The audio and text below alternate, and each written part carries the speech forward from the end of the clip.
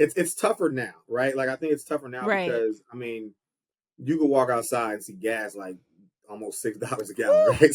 So so it's like Yeah. so it's like all right, like Just as stay much home. right, like you stay home, like obviously, that's probably a little different now because a lot of people have hybrid, the hybrid working model Right. versus remote. Um, Hmm. but yeah, ultimately, I think now I'm always going to prioritize culture, but I think in terms of like the financial difference, it depends on what it is, right?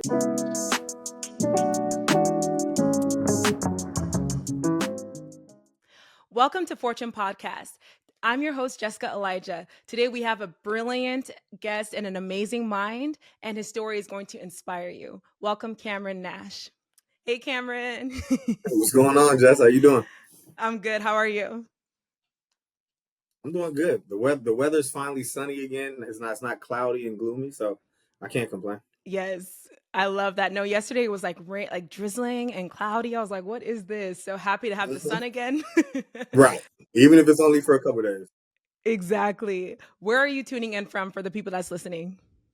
I'm tuning in from Sherman Oaks from my apartment, just chilling out. I know that's right. LA, Hmm. LA. Yes, ma'am. Yes, ma'am. Yes. So, how do we know each other?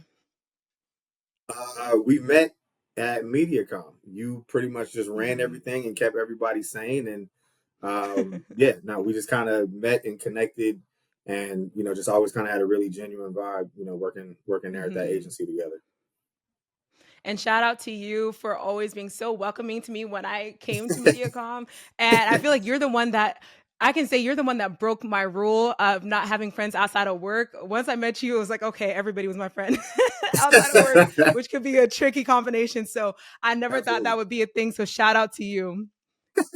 appreciate it. Yeah, no, that's yeah, it's tough, man. Especially like with agency life is you spend so much time with people that it's kind of like you Yeah. kind of have to be friends a little bit, like versus just a lot of work environments where you're just tolerating whoever's there. So yeah, I Right. get it though. Makes sense. So taking it to the very beginning, what did you want to be growing up? So growing up, like a lot of kids, I wanted to be a professional basketball player. So yeah, like Okay, growing up, period. ba- yeah, basketball was my passion. I mean, it still is. Like I love the sport. But yeah, Mhm. I definitely was. My intention was to be the next Nick Van Exel or the next, Allen Iverson. Because I think I always was hopeful I'd grow, be 6'6" or something, so I could be like Jordan or Kobe. But yeah, that it wasn't in the cards. So I definitely was trying to strive to be, like the next AI or stuff like that. So yeah, professional basketball player would have Okay. been ideal. I love that. I love that. And how big was that like in your household growing up? Was it just you that liked basketball or were your family into it? No, my family for sure. So my dad, he initially, as he was growing up, baseball was his favorite sport. Okay. But then, yeah, when I was young, probably around like 4 or 5, yeah, I just started playing basketball, and it was just all I ever really wanted to do. Like all my free time, was playing, whether it was YMCA leagues or like local travel teams and stuff like that. And then, Mhm. yeah, my dad, he loved basketball as well, but I think his passion for it probably took off or was amplified once I, described my Got passion for into it. it. Yeah. I like that. Yeah, And where that were was you fun. born and raised? Were you raised in Sherman Oaks or what did that look like for you? No, not too far. So I was born in LA. And Okay. then I lived out in LA, Inglewood for maybe like 4 or 5 years, and then moved out to Okay. the valley. Yeah, then moved out to the valley, and then majority of my childhood I was in like the Winnetka, Canoga Park area of the valley. Mm, So yeah, that's primarily where I grew up. bet. And did you have any siblings or were you an only child? Um, an only child for the most part. So I'm one of three on my dad's side. So I do have an older brother and an older sister, but we didn't grow up in the same house. We didn't grow up in the same household together. So I'm my mom's only child. Got it. Got it. So Yeah, then for you, you just really kept yourself occupied with like sports yeah, yeah, yeah. and Sports was friends it. and stuff like that. Yeah, but it wasn't even the funny part is like it wasn't even like a ton of sports. Like I did track and field for a little bit. I like Mhm. I can maneuver and say, hey, like I played baseball, but it was really t-ball if I'm being candid. And Mhm. then yeah, and then most of my time was strictly basketball though. Like that took enough Got of, it. of my time outside of just like school stuff. Yeah, it was pretty much Mhm. basketball. Like that was an easy way to keep my time going. I like that. And I know you Yeah. went to a magnet school growing up. How was that experience for you? Um, it was weird at first because I mean you don't know what to Okay. expect, right? Like one day you come home Mhm. from school and then your mom is like super excited about like, hey, I got you into this really like this magnet school, and I'm like, I don't even know what a magnet school is. So okay, like cool, like if you're excited about it, then I'll take it. But yeah, I went to Sherman Oaks CES, and it went from fourth to 12th, and so Okay. I got there in the fifth grade, and Mhm. yeah, it was weird. I mean, imagine you being like a fifth grader and then you walking around, Mhm. juniors and seniors, like everybody just looks so big, but then Right. you also have a lot of kids in your own, in your own age range. And so, but I think it was super beneficial because at the end of the day, um, if you start with people in a certain age and then you go all the way through that, Mhm. like, I mean, that's, those are bonds and stuff that you keep there. Like a lot of my closest friends right now, came from that magnet school. So it was a different experience, Wow. but I loved it for sure.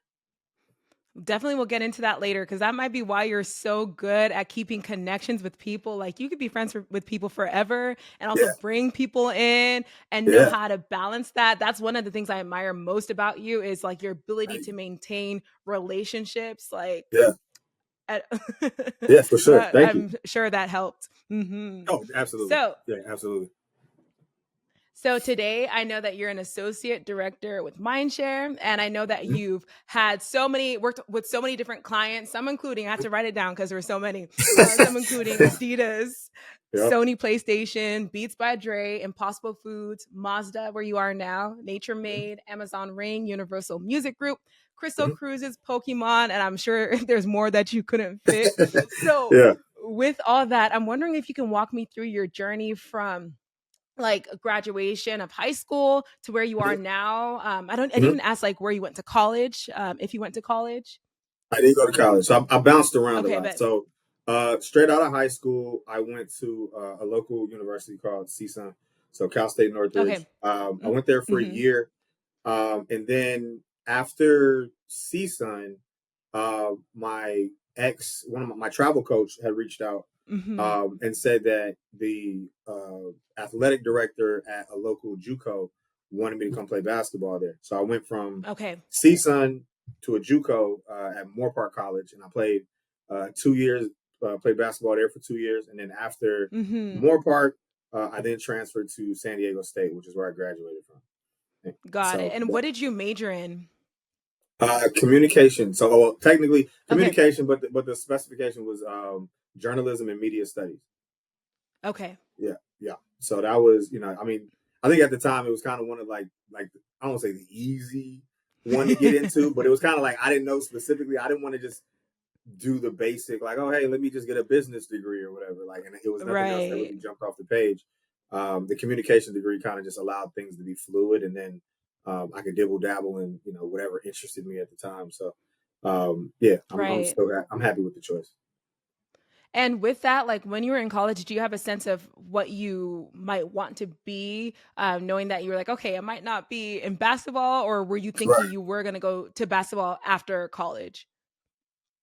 No, I don't. I think probably once I got to San Diego, I know they had open tryouts and stuff. So you go, you try, and then you don't hear back. I mean, at the time, like again, I'm not like a 6'6", 6'8", athletic type person. So, that's kind of what they look for in the collegiate ranks, right? And they already had a bunch of guards, so that was really kind of like a huge turning point in my life because um, now basketball wasn't the priority. It's like, hey, I'm here strictly for my education and the experience because now I'm technically away from home, even though it's only a 2.5 hour drive. So that was the first time where I think it was kind of like, all right, let's see what the rest of the world is like. Let's try some experiences. Let's what who is Cameron outside of like athletics and basketball and things like that. So yeah, that was kind of like a very much a huge turning point in terms of where I was going to go next specifically. Right. And was that transition hard for you? Because I'm sure you invested like so much of your life. I didn't know how much of your life was in basketball. Like you don't just love Yeah. it, you were in it. Yes, So for how sure. was that Yeah. transition?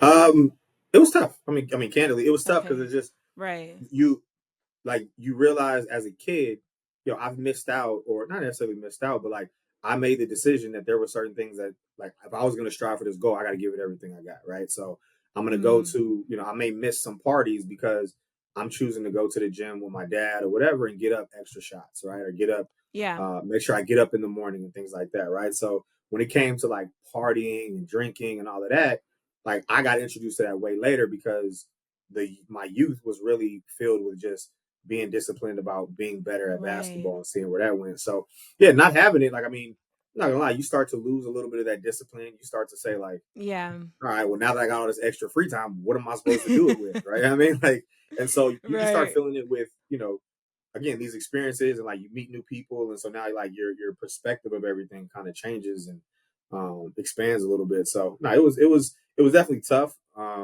But again, it was just, part of my journey. Right, right. So now you've graduated SDSU with a communications degree. Mhm. How did you get from fresh out of college? It's a new world. Yeah. I'm not focusing on basketball. Maybe that can be a hobby now, but now I have to get into the world of career. So, how did you get from there to where you are now? Um, So after I graduated from SDSU and I moved back home, and at the time I was actually working, or in the summers when I was away, I would come back and I would um, work at the YMCA. I would work at the after school Okay. programs or the summer programs, and I had been doing that for a few years. But again, it was during the summer and things like that. So when I came back, they offered me the position to be a childcare and after school childcare director. And so that was super fun. I mean, because I had like a lot of my Hmm. closest friends did kind of just had the same role. And so um, Right. so yeah, I did that for a little bit. And um, like, again, I love kids, what I'm saying? I love people in general, but like having the opportunity to come back and then jump in, it's like, okay, cool. I get to be around kids and just have a blast and stuff like that. So I did that for a little bit. And then I got an opportunity to go to a good friend of mine who I worked at the YMCA with. He introduced me to like a call center, right? And so it's called Call Source. And then I left the YMCA, worked at Call Source for about 6 months ish.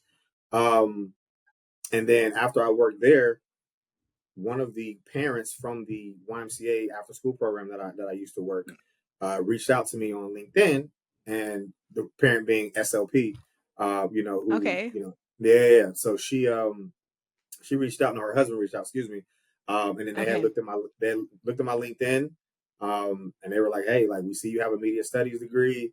And then they were pretty Hmm. much talking about how I was with the kids, like, hey, you're super patient, you're this, you're that. We think that you would Hmm. be great as a media planner, managing an account and stuff Wow. like that. And then at the time, they were like, oh, the accounts you would be working on are Universal Music Group and Beats by Dre. And I'm like, okay, that sounds super Okay. cool. Like, I bet. Like, what? Right. I was like, I don't know what the role entails. I don't know what you're asking me to do, but I just know that Universal Music Group and Beats by Dre is like naturally fits me. So I was like, cool. I sent them my Wow. resume. Had I think I got an interview a couple weeks later, and then yeah, and then they got the job, and that's how I joined MediaCom. And then from there, like I Right. said, I started there as like I said, a digital media planning assistant at the time. And that role was specific. Like, it had me working across all different type of media formats. So I was doing Got it. radio, print, digital, all types of stuff. So it was Hmm. a quick learning curve for sure. Because like I said, I can't sit here and say like, hey, I intended to be in advertising. Like, it was just kind of like Right. it found me. Um, and then yeah, Wow. I kind of just kept going up from there, working on Pokemon, Crystal Cruises, a lot of the accounts that you named. Um, and then at the time, they didn't have like a paid social team, right? And so they built that out over years, especially when we got the PlayStation account. And Right. then I want to say probably 4 or 5, like 5 years after I started, that's when it really had gotten built up. And then Wow. uh, one of my mentors to this day, Jake Meyer, he reached Hmm. out, and he was just like, yo, I think you'd be great at this. And then he took me under his wing and pulled me over to paid social, and yeah, I've been there ever since. I love this so much. There's so Yeah, much to even get into. I love how it found you that like you were just yeah, doing your thing, teaching children, which I did not know beforehand, which is yeah, amazing. It explains why you're so patient. And Yeah. then two, how you were kind of just like scouted, for lack of better words, Hmm. just doing a job that like you enjoyed. I like Yeah. that. And that brought you to where you are today. Because Yeah. a lot of people, I think they, are so strategic about how they want to get into media and advertising. So for you, the way that it just found you, and I that mean, the way that you like did your thing and have been so yeah. successful in that role. Yeah. Wow. Yeah. No, it found me. I think that's probably something that I pride myself on in general. Is just like, again, I and you know this. I mean, like, I love people, right? And I feel like one of my gifts is being able to just connect with anybody. It doesn't matter, race, background, any of that type of stuff. It's like there's a level that we can connect on somewhere, right? And especially if we work together or things like that. So it's just like, treat everybody with respect, and you kind of just show up as yourself, and good things will happen. So yeah, yeah, advertising definitely found me. It wasn't something that I was out there applying to a bunch of different spots, trying to get there. But it is crazy that it did find me. So I'm happy about that. Yeah. And with that, how far in to advertising did you know, like, oh, this is actually where I want to stay? Because I know young Cameron wasn't in his room like, oh, I want to be, an advertiser. Yeah, yeah, yeah. So how What? far into the role were you like, oh, wait, I like this? Well, actually, so just to backtrack a little bit. Sure. So yes, Sure. part of me, yes, basketball was always number one. But then there was a Right. part of me, I think, probably as you get older, and then maybe, I don't want, for lack of a better term, like maybe doubt creeps in. All Sure. right, maybe I'm not going to get to the NBA. There was a part of me that did start thinking like, okay, well, what career would I want to do? Right, like at the time, influencer marketing and all this stuff that's crazy now wasn't as Hmm. prevalent. So for me, I Hmm. was like, oh, it would be cool one day to run like the Nike basketball ads and stuff like that. So like there was a slight part of me that was like, oh, this would be super cool. But I don't know, but like, I never sat there and strategized or put pen to paper like, hey, how am I going to get to be in Nike's, Right. marketing department or whatever. But it is something that did start to creep in once it was like, all right, basketball may not be the end all be all, for Right. where I'm going to go. So it did start to creep in a little bit, but um, you know, Hmm. I like so that. And then also too, one thing I've noticed about you just working with you and just how you are in your like personal life is the same way you are in your work life. yeah, So, how are you able to balance like, showing up as yourself at work and not having the pressure to kind of change? Because like, for me, the way I would show up is like very like professional, like put yeah, together. But yeah, you helped me actually to relax a little bit more. Like you can show up as yourself, Jess. Like it's yeah, completely fine. So yeah. how was that for you? Like, I was don't it ever think an issue? was it ever an issue. Yeah. I don't know if it was ever an issue. Well, put it this way: if it was an Mhm. issue for people, it was never brought to my attention. So No, like I mean nobody an ever. issue for yourself. Like, did you Oh, ever struggle with like, oh, like, I'm in a brand new space, my clients have a certain like look or demographic. Do I need to like put myself in a box, or were you just always free to be yourself? so I always intend to be myself. Okay. I think once I got to a certain place in terms of like client meetings and stuff. Sometimes you go into the initial Mhm. client meeting. If it's my first time meeting a client, like I'm not gonna come in wow bouncing off the walls and stuff like that, right? Of Like I may course. be I may be Yeah. like a little bit more reserved. So like I'm very observant. So like I may like I'm very it's easy for me to read a room pretty quickly, right? So I can Mhm. tell from just meeting a client or like being introduced, like, oh, this person's really like they're really cool, they're really down to earth, right? Or there's some clients Mhm. where you may meet them and it's like they're very standoffish, right? So it's just like then you're just kind of like, okay, Mhm. cool. I'm gonna wait for maybe subtle openings and things like that to do it. But in general, especially like around the office or with people who Mhm. you work with, like I can't, or I never felt comfortable code switching for a long period of time, Right. right? Like it's different Right. if I have to do it for like a specific meeting, like, hey, this meeting has a serious undertone and we need to do all this. Okay, cool. I know we got to get this done. But at the end of Yeah. the day, it's just like I know that there are other people in this room that need to just relax and take a deep breath. So it's like if I have to be the catalyst to like get people to like laugh or like what I'm saying, let out a deep breath or just be themselves, and I'm Mhm. totally fine with that. And it showed up um a few times where like I remember one story was I think we were on a call with I think it was the CFO of Cheesecake Factory or whatever, right? It was like a Okay. reporting call, Yeah. and it was my turn to speak. Like it was my turn to do the reporting, and just without thinking, right? And I'm in a room full of like the rest of the team, and Right. who we were speaking to, the guy's name was Donald, and I was like, "Hey, Donald, what up? It's your boy Cam," right? And everybody looked at me like, "What the hell did he just say?" Right? Like everybody was like, they were so shocked, and I was just like, and I just said it without thinking, and then I mean, Right.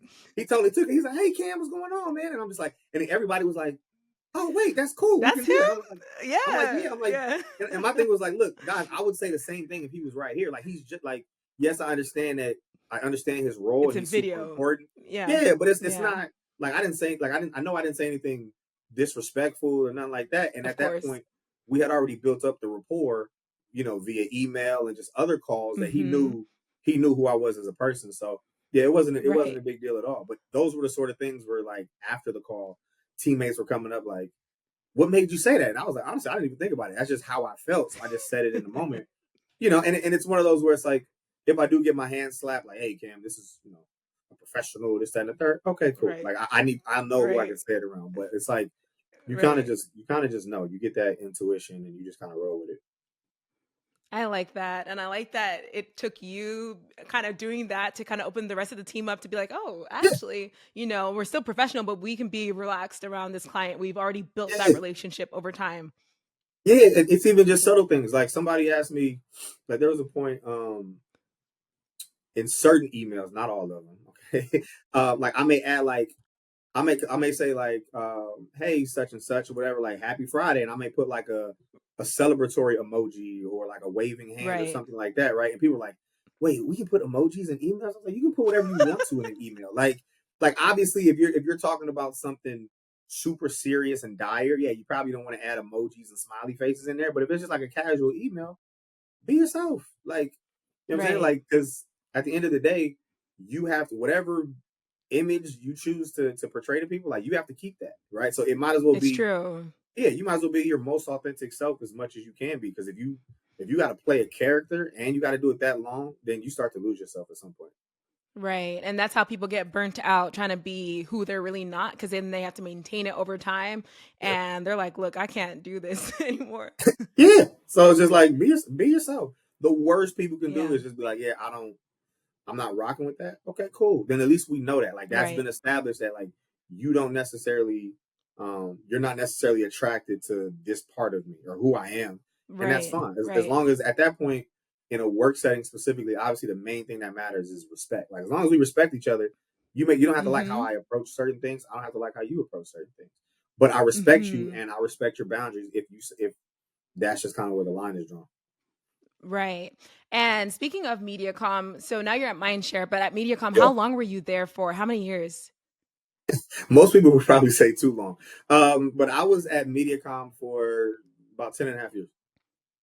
Okay. And the reason I wanted to ask that is because like nowadays it's like almost unheard of to be with a Yeah. company that long. Some people I think by like year 4, that's even too long. Did you Yeah. have any pressure to like job switch or to like Yeah. go to any place else from anybody? Okay, so then like what was Absolutely. your decision to stay and like how did you balance that? Cuz I'm sure that could be annoying after a while like I like it here. Like Yeah. Yeah. stop asking me. Yeah. Nah, so it was yeah, so I mean, people told me early in my agency career, they were just like, Mhm. man, people stay at agencies no longer than 2, 3 years, right? But Right. what I learned was a lot of that was based on like just financial motivation, which I totally Yeah. understand, right? Like you got to pay your Right. bills and you want to be comfortable. I think the biggest thing for me is going to like the different media events, whether it's like a Think LA event or just whatever type of social events within the industry. Like people, you start talking to people, and I realized how much fun I was having with the people at MediaCom. Like so many of the people that I worked with were my friends outside of it. We would hang out, go watch sporting events, all types of stuff, and it was just like it didn't feel like work at times. It was like, I get a chance to work with my homies. You know what I mean? And so it was fun. And then when I would talk to people from other agencies in similar positions, they were miserable. It was like, okay, cool. Maybe you're making Right. a couple more dollars than I am, but you hate going into work, right? You don't like the people you work with. Mhm. You don't like the accounts, right? Like you sound miserable, and I'm happy, so it's just like I'm gonna stay here And I think at the time, uh, MediaCom always did a really good job of like prioritizing the people, like the character of the people that they Yeah. hired, right? And so it was like Right. they Right. brought in the right type of people, so it was like it kept that atmosphere Mhm. going. And so I was just like, nah, I Yes. don't feel that. But I definitely would get to places where, sellers and different publishers may be like, hey man, like you've been there quite a long time. Like when are you gonna move? And my thing was like, if I'm gonna move, it has to make sense, right? It has to be, Right. hey, I'm leaving this to go to a Nike or whatever the case may be, right? To a brand that like I'm really engulfed in, and unless it's that, like I'm not gonna make a move just for the sake of saying, "Hey guys, I moved." You know what I mean? So, Right. um, it that was really the main thing. And then, like I said, MediaCom was just they had the right people there, so it was just like if I get a chance to just work with the right people, and yes, the work is tiring, the hours are long, but if the right people are there, then I'm willing to do that because to me, like the people really help make the experience. So that's why I stayed as long Because as I then you're did. enjoying your time. Of Hundred course, and percent. then you're enjoying your time, and then, like, your supervisor is also your mentor, so, like, a Uh-huh. lot of people don't have that, and I think a lot of times people can overestimate how much happier they would be at another place Yeah. just because they're making more money, and then they see 100%. that they're miserable, so I Yeah. think there's a fine balance, so that kinda For sure. leads to the next question of, like, how do you prioritize company culture over money, or what is that right balance for somebody that's looking like, "Okay, I really want to make the jump in my career. I feel Yeah. like this company doesn't have X amount of dollars to give me, but then it's like a culture. I don't know if I want to sacrifice that. Like, what? How do you balance that?" I'm just gonna vary by person. I mean, for me, Okay. it's tougher now, right? Like I think it's tougher now Right. because I mean, you could walk outside and see gas like almost $6 a gallon, Woo! right? So Hmm. so it's like Yeah. so it's like all right, You like just stay as hot, stay much. home. Right. Like you stay home, like obviously, that's probably a little different now because a lot of people have hybrid, the hybrid working model Right. versus remote.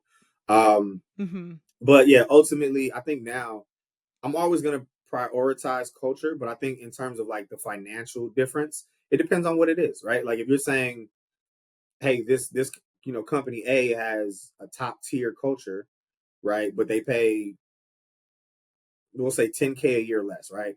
Like then Right. company B, okay, company B is like, oh, hey, I'll give you this, this, this, and this, but it's like, all right, this is a toxic work environment.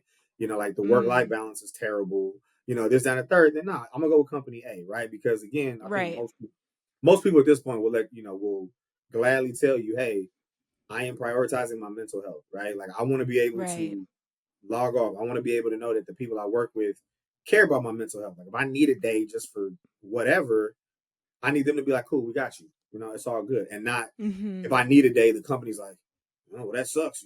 Suck it up. Put a band-aid on it and let's go. It's like, yeah, like I'm not gonna want to give you the maximum brain power that I have if you don't care about Right. me, right? And Exactly. it's my job, just in general. I take it as a job, anyways, to do the same for my team. Like whether it's somebody who's above me, like a C-suite level type person, or if it's somebody who I manage. Like no, like people. I think that's always kind of just been my north star is people. Like people matter. Um, so for me, that's how I kind of help try to balance it. I like that. And then even with your career, because obviously you were getting promotions within the time, Yeah. did that feel seamless to you? Or like how did you manage advocating for yourself? Because I think you have to have a little bit more special attention towards kind of like speaking up because some companies obviously maybe not MediaCom but like for other people working at different places once they see like oh he really like it here they Yeah. can almost like want to take advantage or be like, oh, Yeah. he'll be all right. Just put a band aid. Especially, I think I Yeah. saw this thing on TikTok where a girl was like, okay, like you can be either really good at your job or Mhm. a pleasure to work with. Sometimes when you're Mhm. both, you get taken advantage of. So, how Mhm. did you balance like advocating for yourself, obviously through your work, but then, trying to like, at least get better, like get promoted and kind of like what's a better word to say like to kind of like progress in your career while being in one place because a lot of people think that's impossible. Um, it's difficult. It's not possible. I think Yeah. Yeah. so. I take probably a semi unique approach to that because Okay.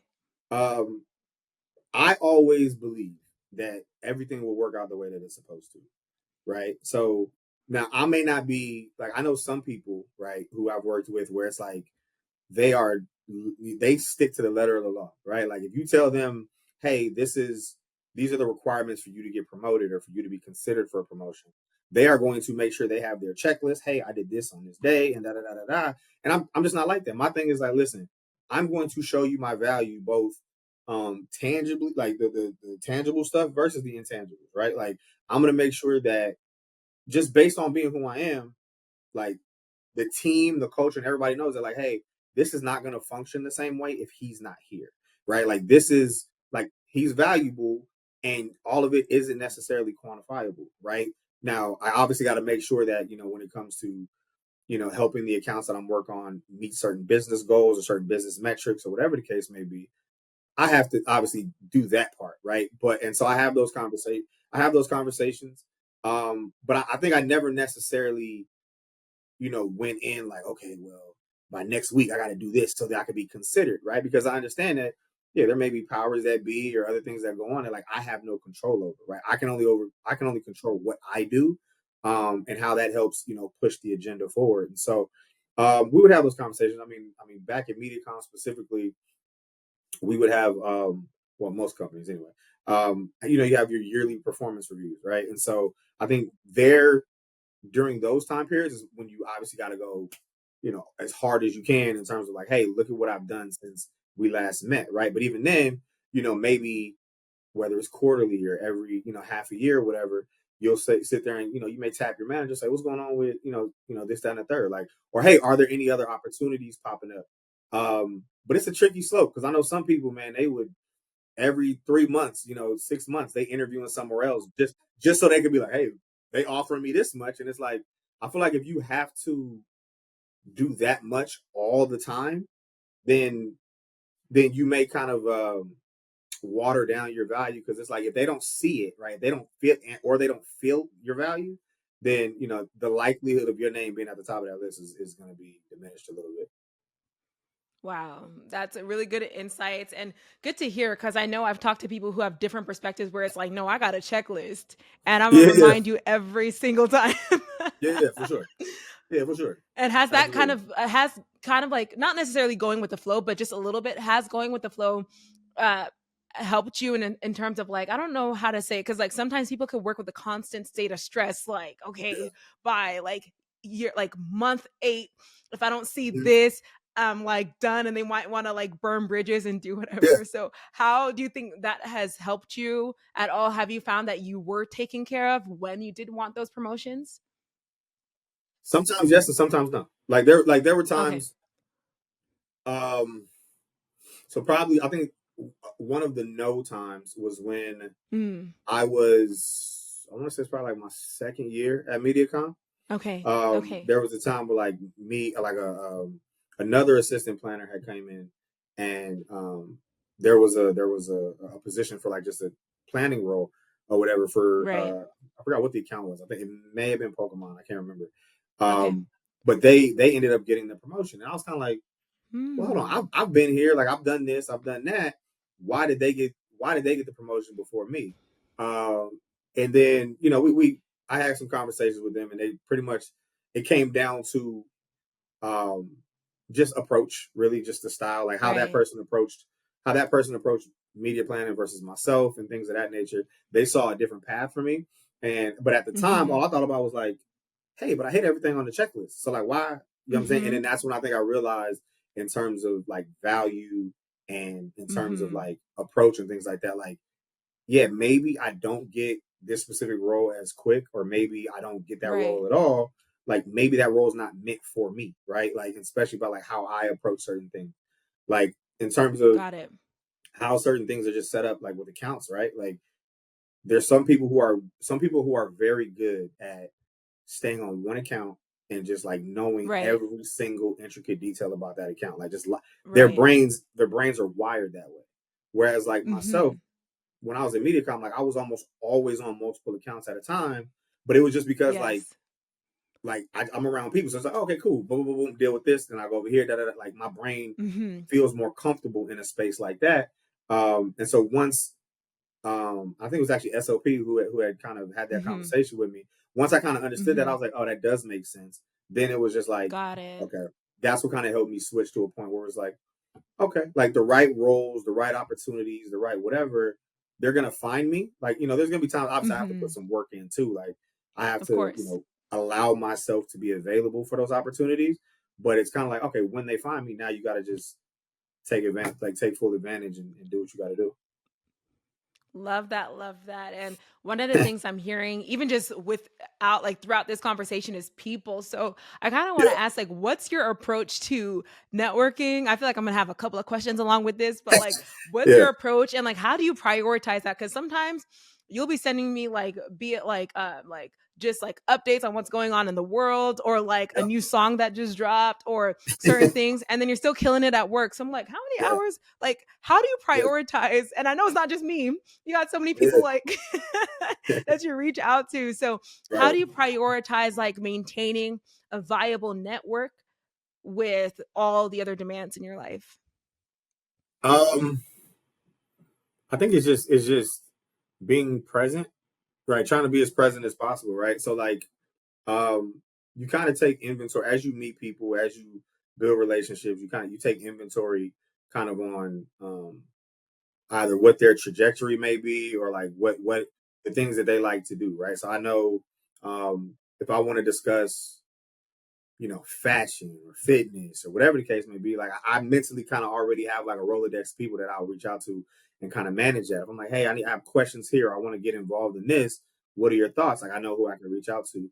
Um, I think you kind of just, as you get older, you just learn how to compartmentalize um, things, right? And I don't want to say relationships or things, but like you just kind of learn to say like, okay, cool. Like these are the type of people that will help me here, right? Help me understand this, help me learn, help me get better. And so it becomes natural. And then I think I started to learn better like when my mind is like at its optimal time, right? Like for whatever reason, like I work, like my mind is clear and I work a lot sharper at night, right? So like if it's going through reporting documents or Excel stuff, like for whatever reason, if like there might be times where like my brain between 2 and 6, I'm just like it takes me forever to get an email or something like that out. But I know that once six hits, for some reason everything just kind of calms down, and then it's just like everything just starts going. It's okay, cool, da da da da da da, boom. And then I realized for myself, in order to optimize my day, like I used to be big on working out at night. Like the gym at night was great for me. But then I didn't, but then of course now it's like, hey, I'm not going to sleep till 1:30 because I can't calm down. So once I kind of flipped that a little bit and started going in the morning, that helped a lot. And I think that kind of really aided in me just kind of evolving into doing that now. And so yeah, with networking, again, it's really just kind of knowing who's really involved in what. Um, and then it's also just like I think I also got to a point where I didn't want to be pigeonholed to certain events, right? Like, oh, hey, Cam only wants to be at these events. Like, no, like I want to experience all of it, right? Like, yeah, I want to experience all of it. Like, there's no event, that I will turn down. You know what I'm saying? Like, okay, if Mhm. somebody feels like, hey, I think this would be a great opportunity for you, cool, let's check it out, right? And then I can tell you afterwards, like, I see what you were looking at. Maybe not my cup of tea, but Mm. I'm gonna at least go and I'm gonna try it.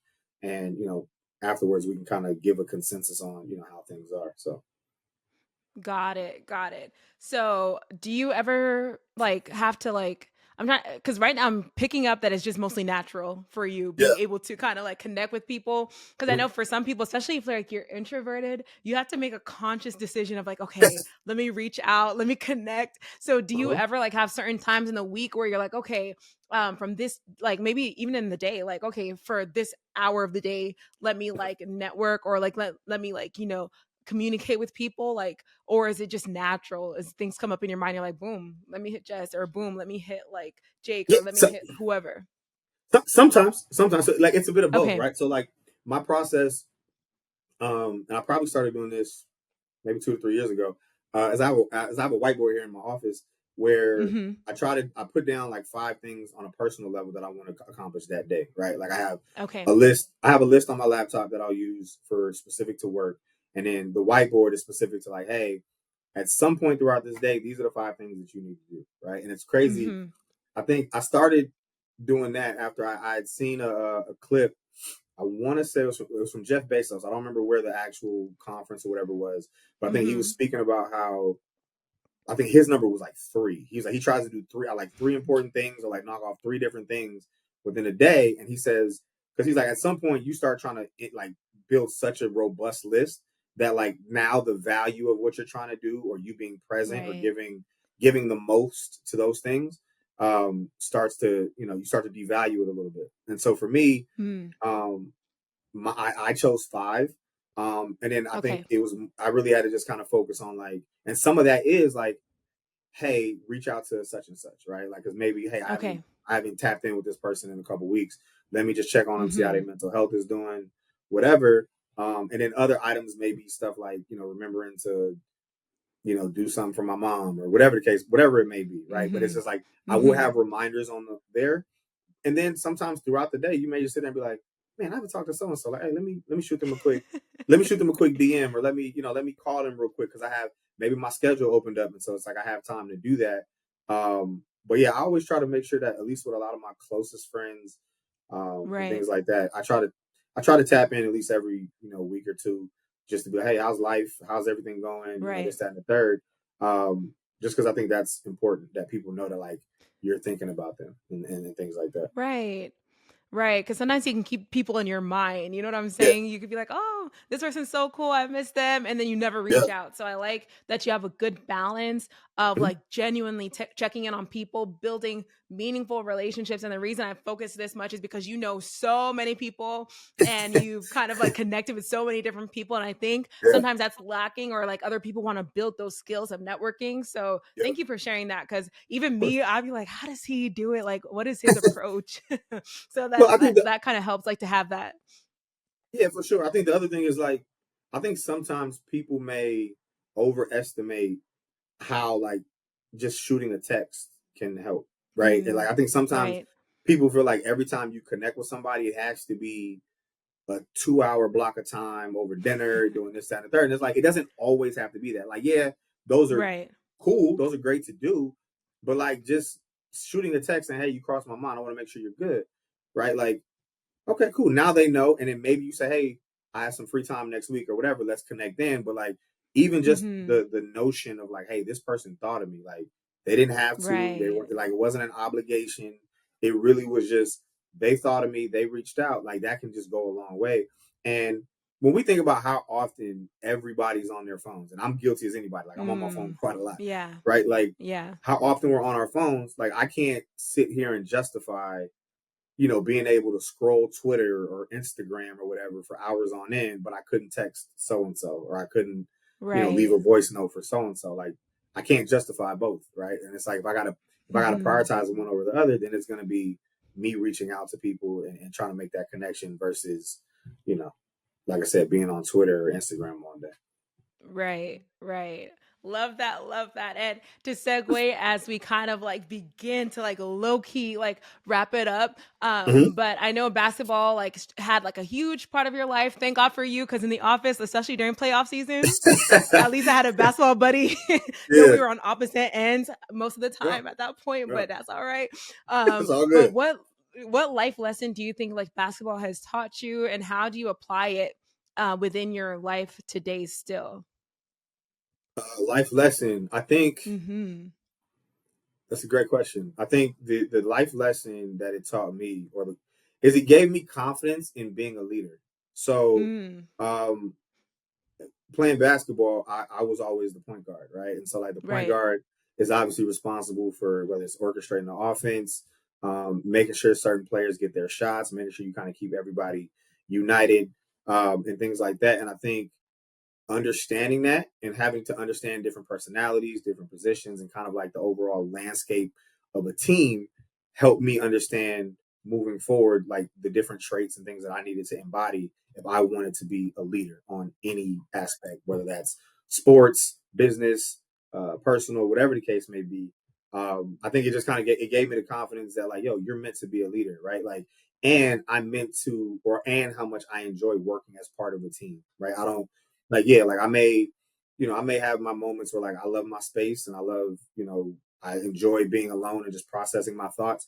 But ultimately, I like being a part of something bigger, and I like being able to. It kind of just reinforced how much like I like helping other people or put other people in position to score. You know what I'm saying? And so I think that's probably what basketball taught me the most. So, if I ever have any doubts or if I ever just kind of need to remind myself of like my role or my purpose here, it's my job or my position here in life is just to make people be there. And it's like if I like you said, if I can connect people, if it's like I can assist this person in doing, whatever and getting to their goals, then that makes me happy. Like I'm totally content with that. And that's my role as like a leader or a point guard in life. Love that so much. And that kind of ties into something that you told me some time ago. You mentioned that one of your dreams would be in the future to have like an event space or a club where Yeah. you can kind of highlight people's like Mhm. dreams and passions and talents. So, Yeah. how far down the line do you see that maybe becoming a reality? How far down the line? Mhm. I would probably say for being I hate the term being realistic because Mhm. anything can happen at any point. Mhm. I'll probably say in the next 3 to 5 years. Okay, that's not Yeah, bad at all, and next three to hopefully it five could be years. sooner. Hopefully it can be sooner for Hopefully, sure. Yeah, yes, hopefully it can be sooner yes. for sure. But yeah, no, definitely next 3 to 5 years. Like I said, I Mhm. think the biggest thing is everybody. I feel like everybody knows, people that are just super talented, but maybe they just don't have the Mhm. opportunity. Right.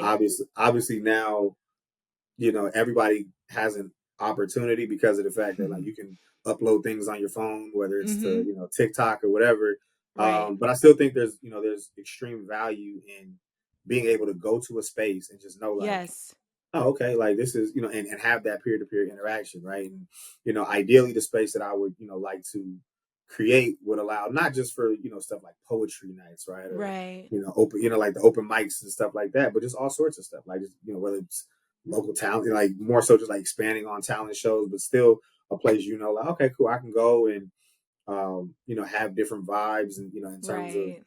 not just theme nights and stuff like that, but just kind of like a one stop shop for people to kind of be spotlighted and stuff like that. So yeah, hopefully in the next 3 to 5 years we have that spot up and running.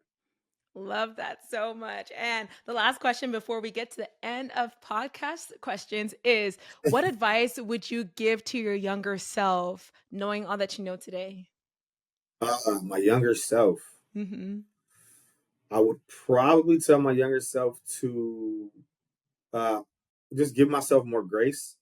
Like give yourself grace. Like you're not gonna be, no matter how much you overthink or how much you try to plan and be perfect and control every situation, you're never gonna get it all right. Like Right. it's like that's part of the journey. So just be yourself, be comfortable with who you are, and um, yeah, don't let other people try to deter you from. Don't let other people tell you how to be you. Like you Mm. just have to learn and give yourself some grace, and um, yeah, just go through life, with your head, with your chin up. Love that. And I think that's something I'm still trying to tell myself to this day is to Yeah, give myself more grace. Sometimes life feels like the stakes are so high all the yeah, time and all the trying time. to like mitigate that. Like, okay, it doesn't have to be that deep. Life can be Hmm. simple if you allow it to be. And if you allow yourself to see yourself as a person with all the evolution, with all the mistakes, with, you know, kind of Hmm. just moving forward. Sometimes we can see ourselves as robots, Yeah, so I like that you just said that because it's something I'm still trying to work on myself. yeah. Because I mean, you can't like as much as obviously there's you have to value and like think about like, oh man, I gotta plan for the next thing and stuff like that. Like sometimes like when you sit there, maybe it's like a casual Sunday, right? Like you sit there and you're like, wait, I used to pray for this. Like I used to really, Yeah. this is what I used to look forward to. And now I'm not even cherishing that I have it right now because of the fact that Right. like I'm too busy thinking about what else is coming. And it's like sometimes you just got to Mhm. sit there and give yourself grace. And it's like, I think I remember like even with the whiteboard I mentioned earlier, like Mhm. there'd be times where like maybe I got 3 or 4 things done out of the 5. Right. But then it's just like, I sit there like, dang, I didn't get this done. And it was like, Right. bro, it's okay. Like, it's okay if Right. you didn't finish this one task. Like it wasn't, and so it's just more so just giving myself grace. Like, all right, I'm not perfect. I'm gonna strive to be as close to my version of perfect as possible. And not necessarily society's version of possible. Like I'm gonna do what I feel like is best and and just obviously surround yourself with the right people and the right motivations and then, allow yourself to be, taught. Allow yourself Right. to learn from other sources and stuff like that. So Perfect, perfect, perfect. I know that's going to help so many people. So shout out to you. So for the first end of podcast question is, what was the struggle bus moment for you? a struggle bus moment. Great question. I think my biggest struggle bus, I think it's just I think it was more after I had gotten out of basketball. Mm-hmm. Um like I kind of just like physically let myself go because it was like, all right, man, I don't need to Mm, run all these miles and do right. all this stuff just to stay in shape and stuff like that. And I think it was once I Mm-hmm. got to a point where like the things that used to be natural to me, whether it's like going to the park with my friends, right, or Mm-hmm. going to the beach with and doing certain things. I think realizing like the value of like health and trying to get back, Right. where it was like, man, like I really let myself go because of this, and like Mm, realizing the value of like discipline and things like that. So I think just mm-hmm. trying to get back to a point where like I was comfortable in my own skin, and Right. realizing the things that I needed to do in order to get back to that version of myself. Right. And I think that's so funny that no matter what level you are, you can still go through the same thing. Cause I remember watching like a podcast interview of Kobe and he was talking about like how like Yeah, when he like first like retired, he was just like having the best time eating whatever he wanted, just enjoying things. And because he didn't yeah, realize how much of an influence like basketball was to keeping him going. But I yeah, think he said like just remembering his family and being healthy for his children, that also then became like a catalyst. Okay, let's get it right back on. So that's just yeah. not just you. A You lot have of to. people go through that. Hmm. Yeah, for sure, absolutely. But like, yeah, it definitely got to me for a bit. Definitely Like, got to as me it for would sure. for everybody. So the next question is, what moment were you most proud of yourself as it relates to your profession? As it relates to my profession, I'd probably say uh, just working with Adidas. Just having we had um, we did an activation with Snapchat. Like it was kind of like an AR activation, kind of like before everything really kind of just got blown out. And it was an activation in which you were able to kind of try the shoes on virtually. I believe it was through like Snapchat or something like that. And so after seeing like all of the ideations and having all the conversations and just like knowing all of the backstory to see that live, and then I know we got a lot of like recognition from like just different award shows and things like that. I think that was probably the proudest moment because it was just like you see people talking about it, and sometimes like especially in advertising, like you could tell your friends 1,000 times like what you do, and like they still are kind of like, so what do you do again? And so I think being part of certain conversations and them like bringing stuff up like that, and them not knowing like, hey, I had a hand in doing that. Yeah. That part, I think that's probably definitely one of the highlights for sure. I love that. And low key, even though it was Adidas and not Nike, you still were working with a shoe company. Yeah, So period. I love that for exactly. you. Exactly, for sure. Exactly. the the next question is, what is your definition of success? That's a that's a loaded one. I know. I think success for me would be just being able to have the ability um and the time to just do Mm, what you want with right. what I'm saying, with your time. So like I think at first, there's I think a lot of people would probably say, "Oh, hey, I'm super rich" and things like that, but it's like everybody obviously doesn't covet the same things. I It's think for true. me, yeah, I think for me, if I was able to look at my life and like in in your rearview mirror and say, oh, hey, I had the opportunity to one make a lot of money. I had the opportunity to travel. Um, I had the opportunity to like work with a lot of great people, Hmm. impact other people's lives and things like that. Then I'd feel like I was pretty successful. Like I don't I used to tie it strictly to a monetary space, Hmm. but I think now it's more just like of an impact space. Like if Right. I can feel like, hey, other people were better, or other companies or other whatever has been better because of my presence or my involvement, then I was successful. And if it allows, and if obviously due to that success, if I'm able to invest time into things such as traveling and Hmm. things like that, then I feel pretty confident about that. I love that. And if I can ask, like, as a second part, when did that change for you? Because I know, like, it could be difficult. I had to take time, and even through traveling, had to reevaluate my definition of success, especially in our culture, like American culture, Black culture. You know, success looks like a particular image. Yeah. Growing up watching all the Yep. music videos, like, I had a Mhm. vastly different Yeah. definition. So, like, when did Yeah. that low key change for you? Um,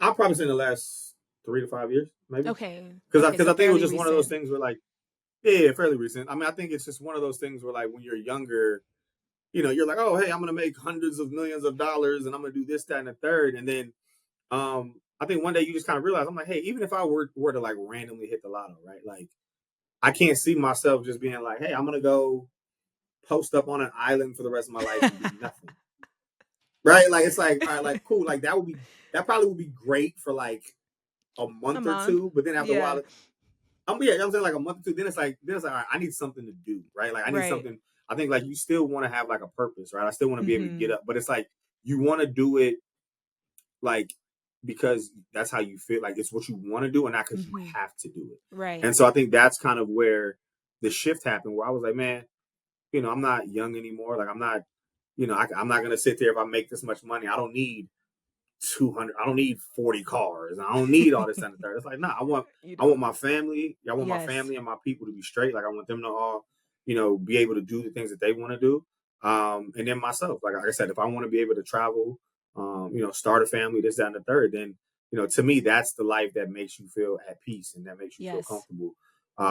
So yeah, it just kind of changed from that versus like, hey, I have 5 mansions and I got a private jet. It's like, all right, that sounds great. Like, it does. Yeah. Trust me. That's not saying I don't want a private jet or something like that at some point. Yeah. It's just saying that like I would still want to occupy my time with helping people reach their goals. And it just, so yeah, Love that.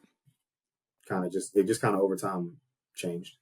Love that. And final question is, what piece of advice would you give to people who are looking to advance professionally? As professionally. I think, advice can obviously vary just depending on what it is that you're trying to do. I think the biggest thing is always be at peace with the amount of work that you put in, right? Like, don't think that you deserve something without having put forth any work. But I feel like if you can go to bed at night, and know that you've exhausted all resources, all opportunities, all, conversations and networks, if you've done everything that you can within that 24-hour span heading into the next day, knowing that, you've put your best foot forth, you have to be comfortable with that, right? Right. And understand that like maybe the opportunity that you're seeking as much as you want it, maybe that's not your opportunity. Maybe there's a grander scale or a grander scheme of what you're supposed to do. So always keep your options open, keep your mind open, and just put the work in. Love that. Love that. Thank you so much for everything that you shared. I feel like I could talk on this forever, but it's good to hear For your sure. perspective and see that, like, you kind of operate with so much peace. But look, everything is working Yeah. out for you. You have a career that a lot of Mhm. people would love to have. So it's nice to see that you didn't really have to strive. You just put in the work, show up every day, Yeah. connect with people, and let everything fall where it may, like, where it will. So love that. Yeah. No, for sure. Like I said, it's all about people. For sure. But I Yes. appreciate it. Thank you for having me. Thank you for being here. I love talking with you. I know we'll catch up on some basketball things afterwards as it's the playoff as we're Oh recording gosh, this. don't remind me. I know. Don't remind Yeah. me. That was such an amazing conversation. Cameron dropped too many gems. We'll send you his contact info and his LinkedIn so you can get connected with him. Until next time, besties.